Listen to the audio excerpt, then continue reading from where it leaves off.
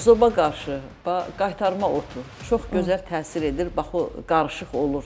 Mən o xəstələri qaytarma ilə qurtarmışam. Hansı ki, qalxır, düşür, xəstə özü pis vəziyyətdədir. Bəli. Mən demişəm, dərmanını iç, amma bax, bu qaytarmanı da iç. Qaytarmanı da içirlər. Adı qaytarma otudur. Bəli, qaytarma otu. Mən ondan cöfər də düzəldirəm, ən çox. Cöfər düzəldəndə daha rahat oluram, çünki doza artıq mənlikdir. Mən orada müəyyən damcı verirəm, içir.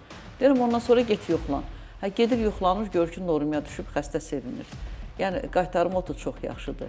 Zəhərli zoblarda quşqonmaz bitkisi yaxşı təsir göstərir.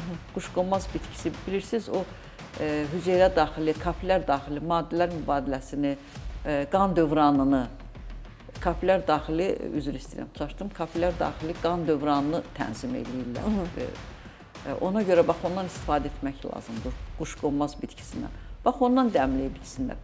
Dəmləyib içəndə heç bir fəsad olmur. Yəni, yenə də biz dəmləyib çayı içəndə, çayda məsələn çox qüvvətli kafein də var, tiabramin də var. Ondan zəhərlənib ölmürük ki, amma kafeinin yüksək dozada zəhərlənə bilər. Çayda bir qaşıq atırsan, bütün ailə onu içir. Nə zəhərlənmə olur?